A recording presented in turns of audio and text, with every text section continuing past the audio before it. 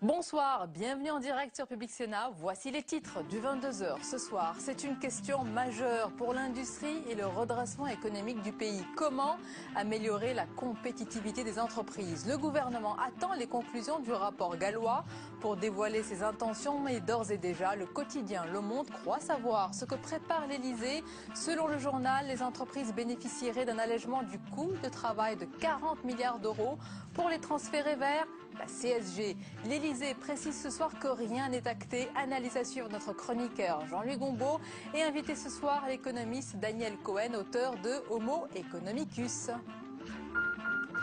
Le scandale du Mediator va-t-il faire pchit? Près de 80% des dossiers d'indemnisation examinés par un collège d'experts ont été jugés irrecevables. Pour les victimes, ces refus sont très durs à accepter et selon la pneumologue Irène Frachon, c'est l'une des premières à avoir dénoncé les méfaits de ce médicament. Le doute doit bénéficier aux victimes. La ministre Marisol Touraine, de son côté, assure que le laboratoire Servier devra assumer ses responsabilités. Et puis tandis que l'exécutif poursuit sa chute dans les sondages, lui connaît une cote de popularité insolente. Il est le chouchou des enquêtes d'opinion. Son influence ne cesse de croître, y compris à l'Elysée. Le Nouvel Observateur le présente à sa une avec ce titre flatteur, le vice-président. Alors jusqu'où ira Manuel Valls? On en parle avec notre club d'éditorialistes du mercredi soir. Voilà pour les titres. Merci d'être en notre compagnie et on débute ce journal par cette information. Ce soir, la Turquie a bombardé dans la soirée des cibles situées en territoire syrien en représailles aux tirs d'obus venus de Syrie aujourd'hui qui ont provoqué la mort de 5 civils dans une localité frontalière de Turquie. Le Premier ministre turc Erdogan annonce aussi ce soir une réunion d'urgence de l'OTAN qui aurait, selon certaines sources, débuté il y a une demi-heure. Nous, bien sûr, nous reviendrons sur cette information dès que nous disposerons de plus amples informations. Et puis dans l'actualité également, avant même les conclusions du rapport de Louis Gallois sur les moyens d'améliorer la compétitivité des entreprises, l'Elysée étudie des scénarios, des pistes de plus en plus précises, fait savoir le quotidien Le Monde. Une baisse des cotisations patronales de 40 milliards d'euros sur 5 ans est envisagée. Elle serait financée par une hausse probable de la CSG. Les explications avec Marie Brémaud. C'était il y a quelques jours au Salon de l'Automobile, en marge de la visite officielle du président de la République. François Hollande avait parlé coût du travail avec les industriels de l'automobile. Cette discussion aurait porté ses fruits. Avant même la publication du rapport de Louis Gallois sur la compétitivité, l'Elysée serait sur une piste. D'après le journal Le Monde, le gouvernement envisagerait une baisse des cotisations patronales à hauteur de 40 milliards d'euros sur 5 ans. L'objectif est clair, améliorer la compétitivité des entreprises françaises. Mais comment financer cet allègement de charges? Deux pistes. Augmenter la CSG, la contribution sociale généralisée, de 8 à 10 milliards d'euros sur 5 ans. Ce scénario aurait la faveur de l'Elysée. Mais une autre piste est envisagée, une taxe écologique qui s'appliquerait donc aux produits polluants. Au gouvernement, les avis divergent. François Hollande a promis des décisions sur le sujet avant la fin de l'année. Et sur ce sujet, l'Elysée précise ce soir que rien n'est encore acté, pas de confirmation donc sur les chiffres d'allègement des charges évoqués par Le Monde, mais pas non plus de démenti sur la piste d'une hausse de la CSG qui semble donc se confirmer, ce qui fait déjà bondir la droite. Pour Nathalie Kosciusko-Morizet, cette hausse probable de la CSG sera supportée par l'ensemble des Français, contrairement, selon elle, à une hausse de la TVA. Valérie Pécresse évoque aussi une mesure injuste et je vous propose d'écouter à présent la réaction du sénateur de la Mayenne, Jean Arthuis. Il y a le feu dans la maison. Il faut un choc de compétitivité. C'est maintenant, et c'est à mon avis au moins 50 milliards. Mais ayant dit cela, ça ne peut pas être la CSG. Parce que la CSG, le gouvernement en aura besoin pour équilibrer les comptes publics, réduire le déficit public. Le seul impôt qui est judicieux, c'est la TVA. Parce que la TVA frappera également tout ce qui vient de l'extérieur. Et puis c'est un incroyable rebondissement. 20 dossiers d'indemnisation acceptés contre 563 rejetés depuis novembre 2011. Ces dossiers sont ceux des victimes présumées du Mediator. Ils ont été examinés par un collège d'experts qui a jugé de leur recevabilité, autrement dit, de leur droit à l'indemnisation ou pas, 20 sur 563. Les victimes ne l'acceptent pas et se disent très en colère. De son côté, la ministre des Affaires sociales et de la Santé, Marisol Touraine, affirme que le laboratoire Servier devra assumer ses responsabilités. On voit tout cela avec Julie Hulin. La colère de l'association des victimes du Mediator. À ce jour, 10% des dossiers d'indemnisation ont été étudiés par le collège d'experts de l'Office national des accidents médicaux. Parmi eux, plus de 8 demandes sur 10 auraient été rejetées. Les experts contestent le lien de causalité certain entre la prise de médicaments et la pathologie développée. Si le nombre de cas évoqués semble aujourd'hui peu significatif, les victimes s'inquiètent qu'à l'avenir le refus puisse toucher des milliers de dossiers. La ministre de la Santé, Marisol Touraine, a tenu ce matin à réaffirmer le soutien du gouvernement aux victimes. Je suis très attentive à ce que les victimes puissent être indemnisées correctement et je suis aussi très attentive à ce que le laboratoire Servier assume ses responsabilités. Au Sénat, la mission commune d'information Mediator avait l'an passé mené 5 mois de travaux et mis à jour une série de défaillances dans la chaîne du médicament à toutes ses étapes. Si on devait en rester là, à 80% de rejet, je crois que justice ne serait pas rendue. Donc je rappelle que les nombreux rapports d'experts, aussi bien parlementaires que celui de l'IGAS, ont conclu à la culpabilité du laboratoire Servier. Initialement prévu en mai, le premier procès du Mediator devant le tribunal de Nanterre a été reporté de plusieurs mois.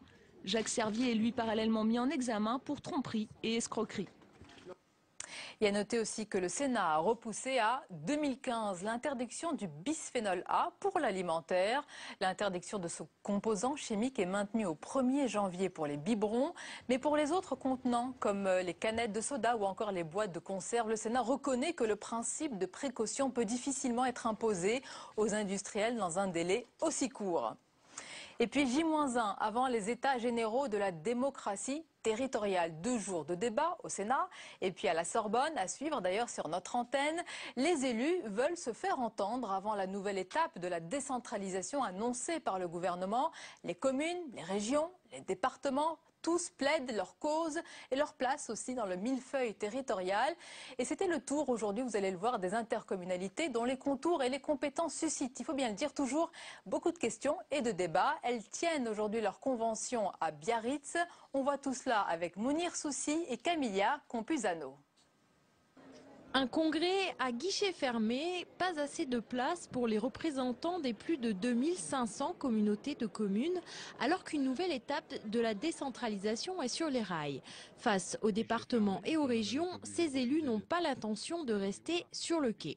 Un nouvel acte de décentralisation, c'est plus de pouvoir pour les intercommunalités, c'est plus de pouvoir pour les acteurs territoriaux, pour les régions, parce que c'est comme cela, c'est de nos territoires que pourra aussi repartir la croissance. Pointé du doigt dans l'explosion des dépenses des collectivités locales, les communautés de communes acceptent la critique, mais refusent d'assumer seules cette responsabilité. Lorsque l'on prend les chiffres aujourd'hui, ceux de l'intercommunalité ont grandi, mais également ceux des communes. C'est là peut-être qu'il faut s'interroger, c'est que les communes continuent à augmenter et à embaucher du personnel alors qu'elles transfèrent des compétences à l'intercommunalité. L'intercommunalité est un niveau supplémentaire du millefeuille administratif pour ses détracteurs, mais elle sait mettre son principal atout en avant, la proximité. Ce n'est pas un millefeuille supplémentaire, c'est la façon dont des collectivités unissent leurs efforts pour porter des projets qu'elles ne sont pas capables de porter à titre individuel. Désormais, les représentants des communautés de communes seront élus directement par la population. Reste à définir les modalités. Le premier rendez-vous dans les urnes est espéré pour 2014. Et c'est l'heure de notre décryptage économique et politique avec Jean-Louis Gombaud. Bonsoir Jean-Louis. Bonsoir Sonia. Alors nous allons parler ensemble, Jean-Louis, de cette une du quotidien Le Monde qui titre sur ce que prépare l'Élysée pour créer un choc de compétitivité, à savoir une baisse importante des charges patronales, le tout transféré sur la CSG. Les choses s'accélèrent, semble-t-il. Elle s'accélère effectivement parce que normalement on croyait savoir que cette affaire était aux mains du sommet social.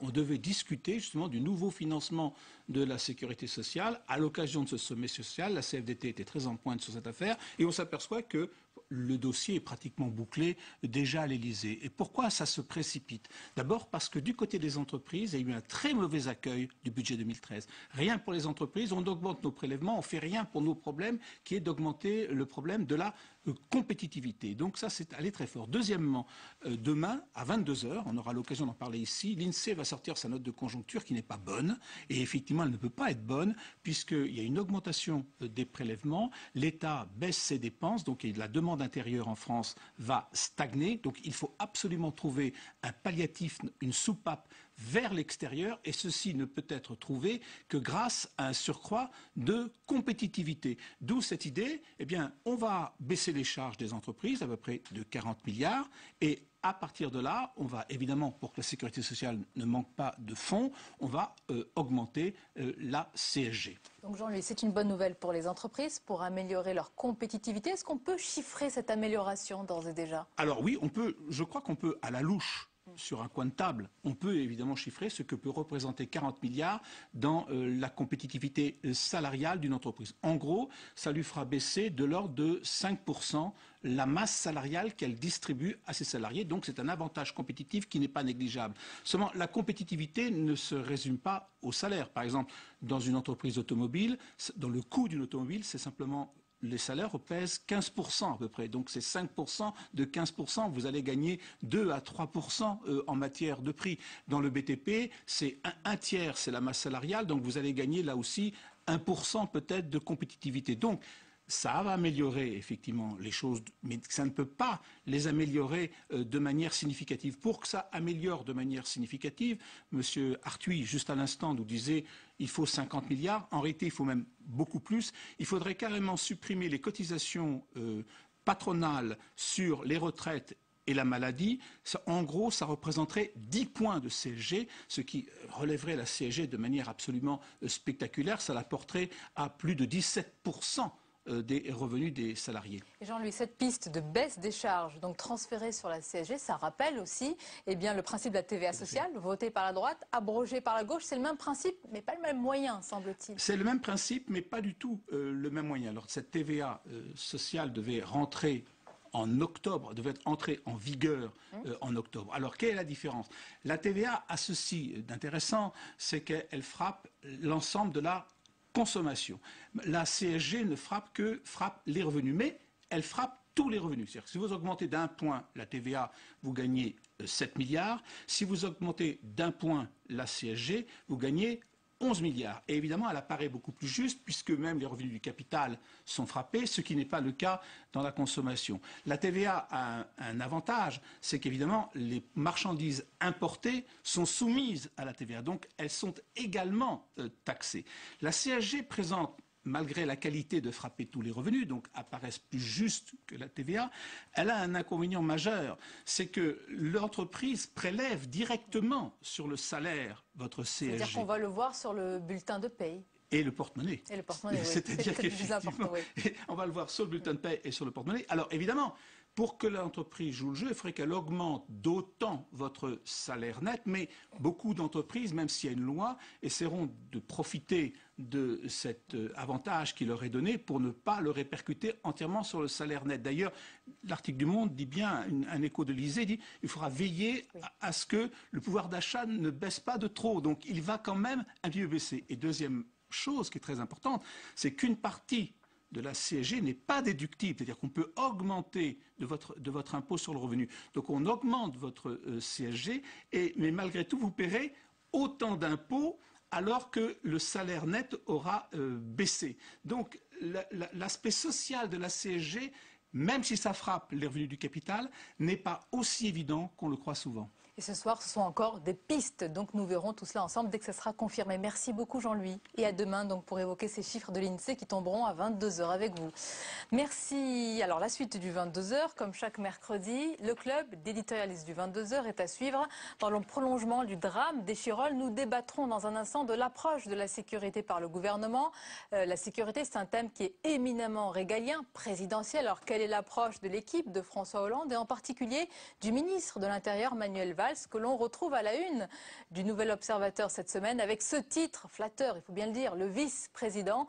On en parlera dans un instant, mais d'abord, tout ce qui vous a échappé dans le reste de l'actualité, regardez, c'est le tour de l'info, il est concocté par Cécile Sixou.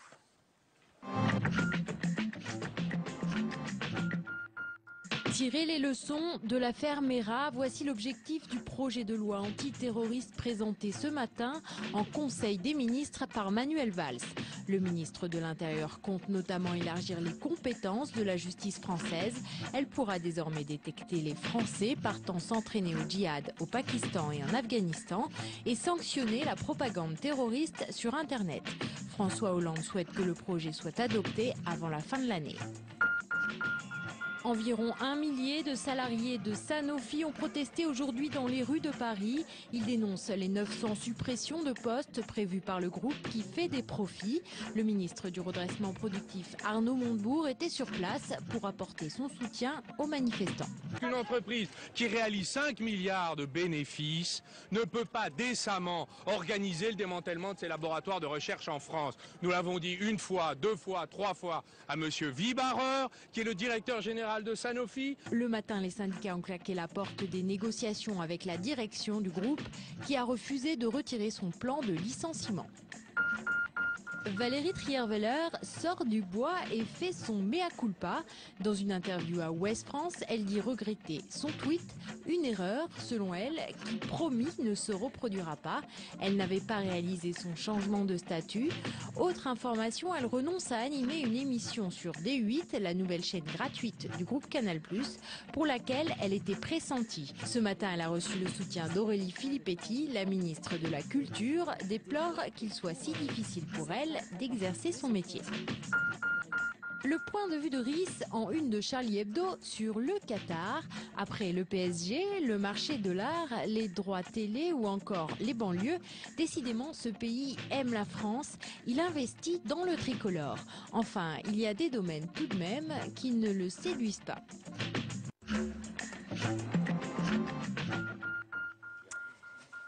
Et nos invités pour ce club d'éditorialistes, je vous les présente avec plaisir. Claude Veil, bonsoir. Bienvenue, bonsoir, directeur Sonia. De la rédaction du Nouvel Observateur. Avec nous, Philippe Gouliou. Bonsoir Philippe, bonsoir, rédacteur Sonia. En chef et chef du service politique du Figaro. Bruno Diff, bonsoir. Bonsoir. Bienvenue, vous êtes éditorialiste à Sud-Ouest. Et avec nous également, Hervé Baudry. Bonsoir Hervé. Bonsoir Sonia. Caricaturiste chez Rue 89 et qui interviendra régulièrement chez nous le mercredi soir. On est ravis. Eh bien merci, parce que l'hiver arrive, donc c'est intéressant. On est ravis de vous accueillir. Alors, l'actualité. Le président Hollande et le ministre de l'Intérieur Manuel Valls se sont rendus. Vous avez vu, messieurs, toutes ces images. C'était lundi soir au chevet des familles endeuillées.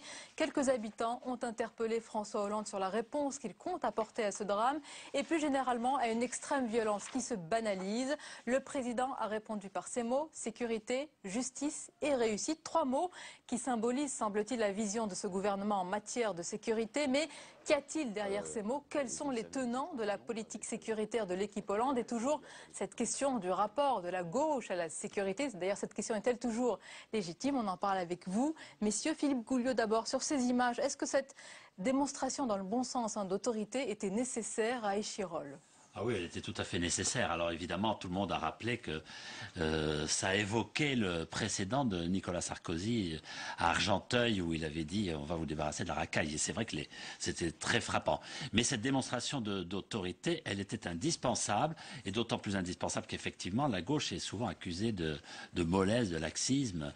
Et là, il faut qu'elle montre que précisément, elle a compris le message si elle ne veut pas perdre les classes populaires. Et je pense que Manuel Valls l'a compris. Bruno dit oui, Manuel Valls. Et François Hollande qui a compris qu'il ne faut pas peut-être en faire trop, comme Nicolas Sarkozy, mais absolument. Pas assez laisser que ce soit justement trop mou, pas assez. Est-ce que montrer que l'État est là. Et que l'État est là. C'était le cas? C'est ce qu'on a vu par ces images? Oui, je crois qu'il fallait que François Hollande aille à Échirolles hier soir. Son absence n'aurait pas été comprise. Et en même temps, il y avait un petit risque pour lui qu'on a compris en voyant les images qui sont, Philippe l'a rappelé, les mêmes que celles de Nicolas Sarkozy avec les yeux levés au ciel vers, enfin pas au ciel mais au premier étage, vers une mère, une habitante en colère. Et ce regard, qui est le même chez François Hollande et chez Nicolas Sarkozy il y a 7 ans, évoque une espèce d'impuissance. Et on voit avec la distance du temps que c'est une impuissance récurrente. Et donc ça a un petit côté en même temps pathétique. Et en fait, je crois que dans tout ça... Oui, je suis sévère parce que je crois que tout le monde...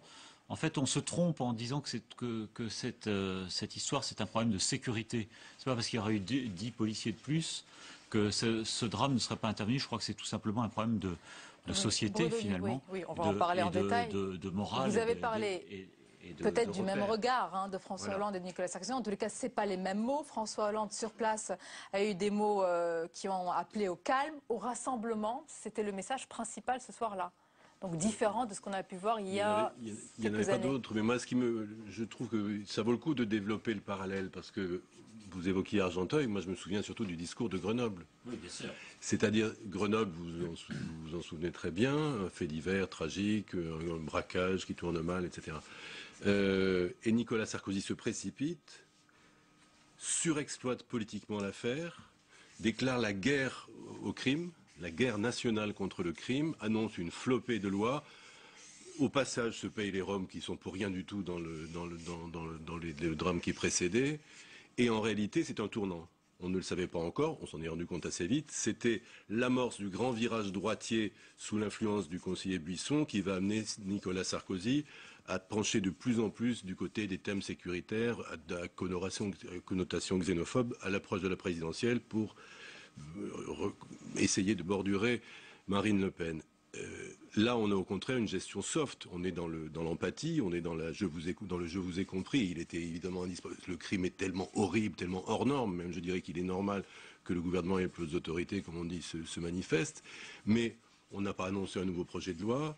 Non, mais une nouvelle zone de sécurité prioritaire. Oui, mais ça, c'était déjà annoncé. C'était déjà annoncé. C'est la 16e, non. Il y avait une liste de 15, on en aura rajouté. Oui, il y en aura une cinquantaine au total. Mais l'approche même se veut pragmatique. C'est pas un fait divers, une loi.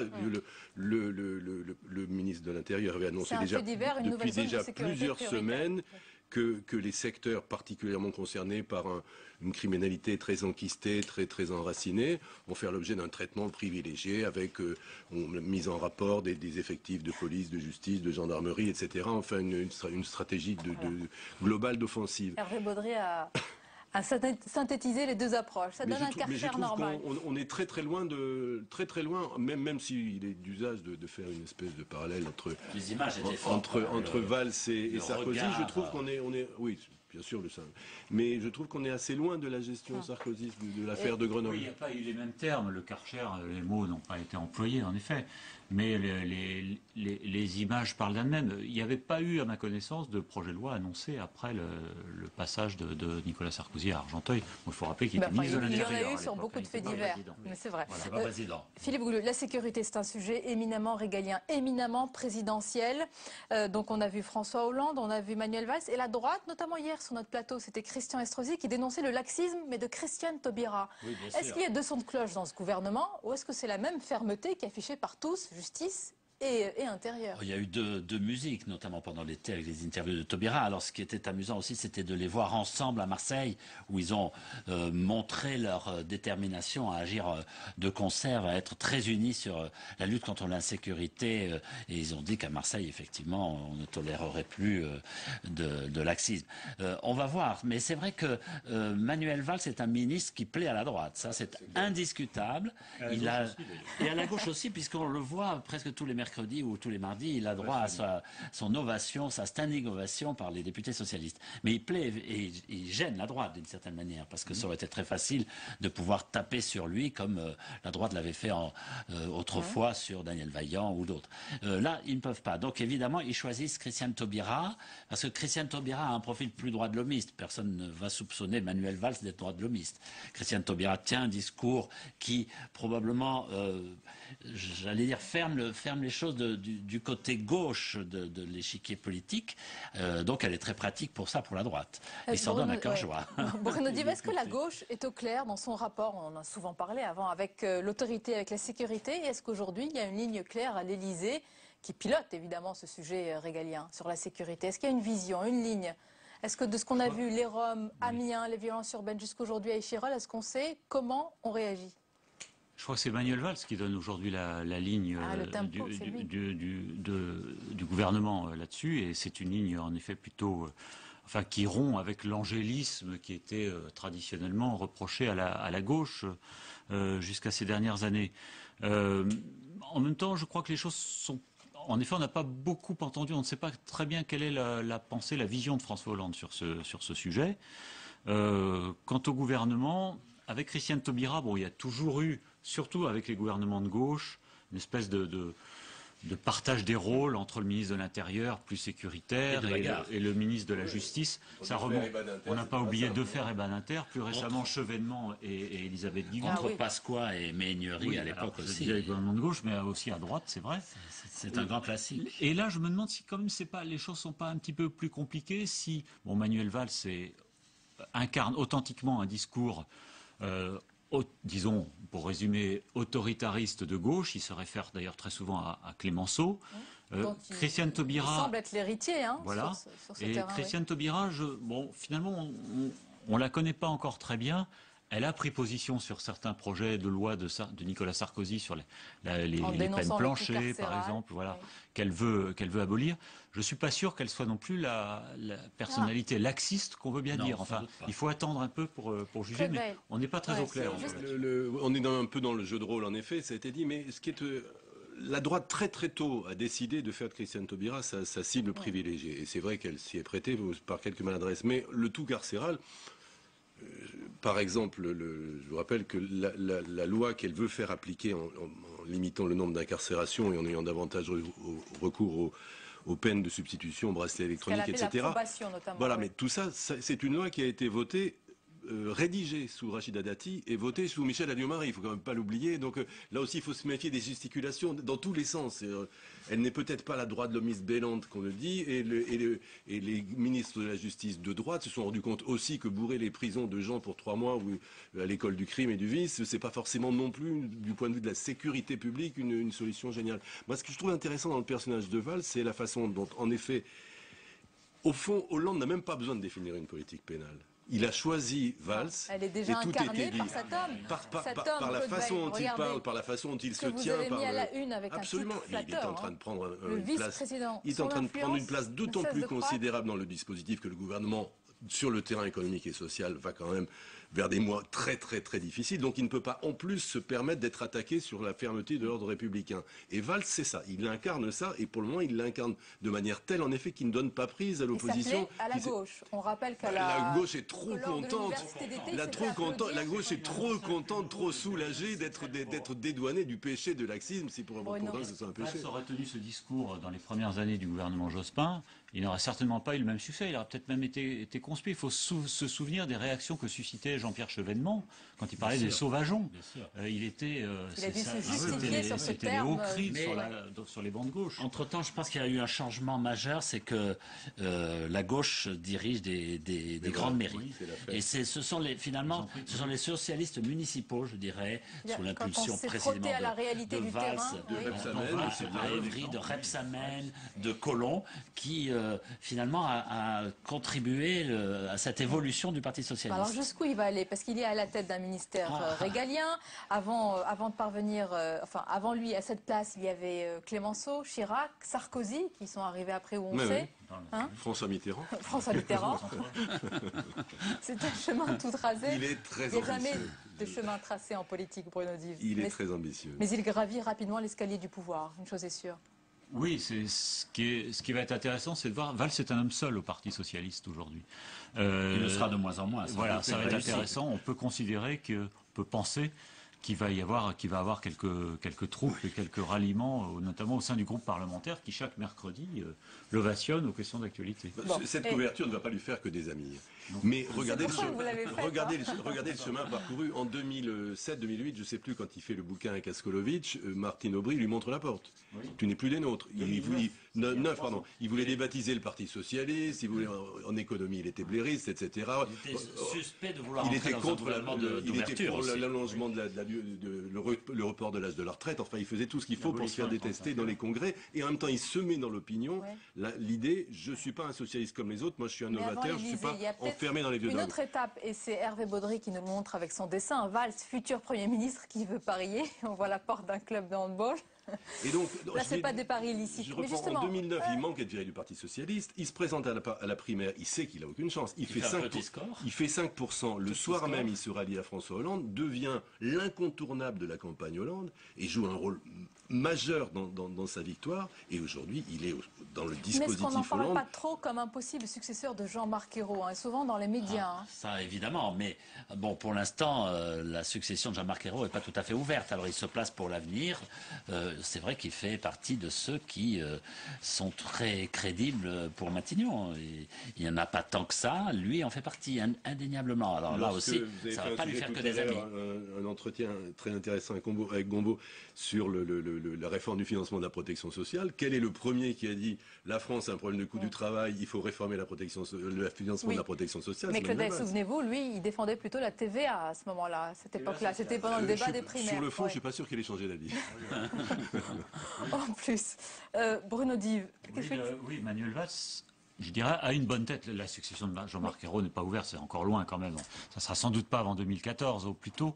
Mais il a une bonne tête de chef de gouvernement qui s'ouvrirait au centre, par exemple, avec un Bayrou ministre, quand les ponts vont être vraiment coupés avec l'ultra-gauche, et ça va finir par arriver avec Mélenchon, il va falloir se retourner vers le centre, et Manuel Valls a le profil pour cette évolution. Avant notre revue de presse, quand même, sa cote de popularité dans les enquêtes, dans les sondages, elle est insolente quand on compare avec celle de l'exécutif qui continue de chuter encore, alors qu'au bout de 5 mois, lui non plus n'a pas de résultats concrets sur le terrain. Sauf dans le dernier baromètre Figaro, c'est l'homme politique le plus populaire, c'est ça? Lui. Oui, parce que forcément, la gauche l'aime bien parce que il donne l'impression de tenir sa maison et la droite n'a pas prise sur lui. Donc, bizarrement, les personnalités consensuelles en France sont des personnages très centristes. Simone Veil, etc. Ce qui n'est pas du tout son cas, ce n'est pas un centriste, c'est un modéré avec des arêtes très vives. C'est quelqu'un qui est un homme de conviction, c'est un homme qui est très tranchant, qui parle cash, qui agit cash, qui se cache jamais derrière des formules toutes faites ou des éléments de langage. C'est un type très déterminé. Il ne faut pas oublier qu'il avait appelé à voter non au référendum. Alors, à l'intérieur du Parti social et référendum interne, il était partisan du non au traité constitutionnel. Et après, il avait joué le jeu, il avait voté oui. Alors, messieurs, on va voir ensemble, et comme tous les mercredis soirs, la revue de presse des Hebdo, à découvrir demain dans vos kiosques. Le Nouvel Observateur en a parlé longuement. C'est le vice-président, cote de popularité insolente, chouchou des sondages. Son influence, on vient de le dire, ne cesse de croître. Manuel Valls. Et vous pourrez découvrir dans ce numéro bien le parcours. On en a parlé de ce socialiste atypique. Et puis, vous verrez aussi tout le bien que Bayrou dit de Hollande. C'est assez drôle. Aussi à découvrir. L'Express à présent qui vous dit comment il va vous assommer.